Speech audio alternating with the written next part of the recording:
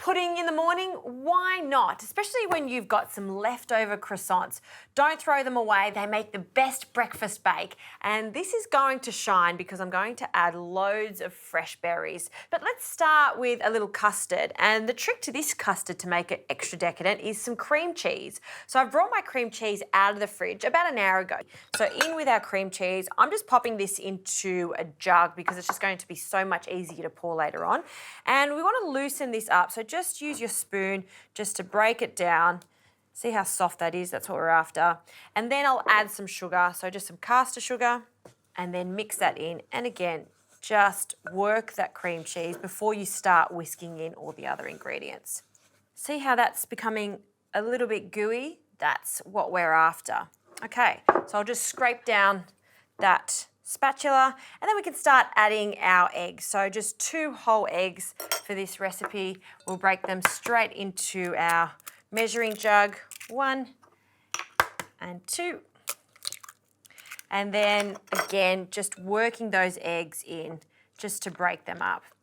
The cream cheese is such a stable ingredient. When it bakes, becomes really luscious and gooey. It's a fantastic addition to any bread and butter pudding or a croissant bake like this.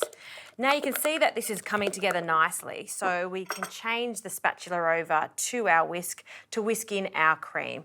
So we want some thickened cream for this recipe, and I'll add most of it, about 300 mils, and then give that a good whisk.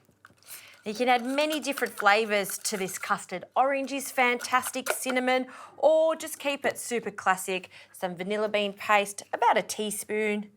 We'll just add that, along with loads of lemon zest.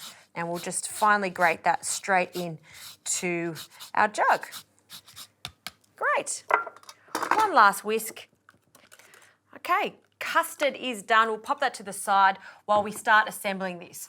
I'm using a round baking dish for this because of the shape of the croissants. The croissants are that crest shape, so it's just going to sit nice and tidy in our dish. We will cut those in a moment, but first we need to oil it. So just a little extra virgin olive oil, and we're just going to make sure it's completely coated. All right, in with our berries. So my berry choice is beautiful fresh blueberries, a whole punnet. In they go, along with half of another punnet. Okay, we're going to use those later on.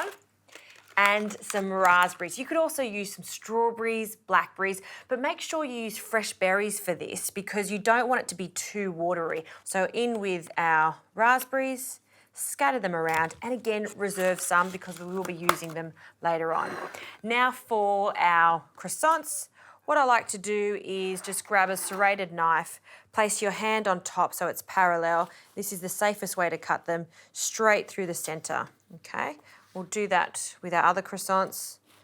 And I do say day-old croissants because if they're fresh, they're going to be too soft and they won't absorb all that beautiful custard. So make sure they're at least a day old. Okay, we'll start with a few of them. We'll grab our dish and we're just going to place our croissants on top. So press them down onto our berries, just allowing it to overlap slightly. Just going around, sort of making a bit of a rose shape.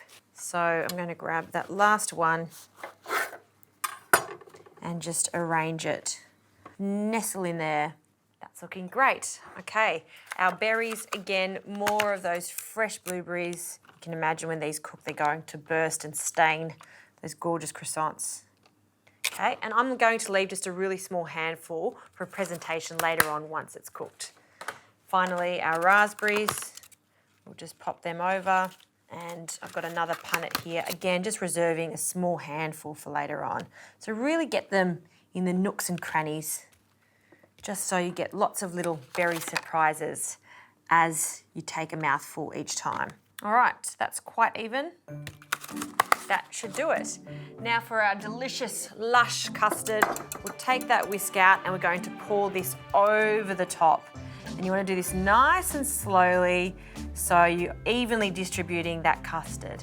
And what I like to do is just let it sit and absorb all the flavours for about half an hour. And for an extra addition, I'm going to add a sprinkling of muesli before it goes in the oven so we get that crunchiness at the end. Then I'm going to heat up the oven about 170 degrees and it's going to bake. And it's going to be so good.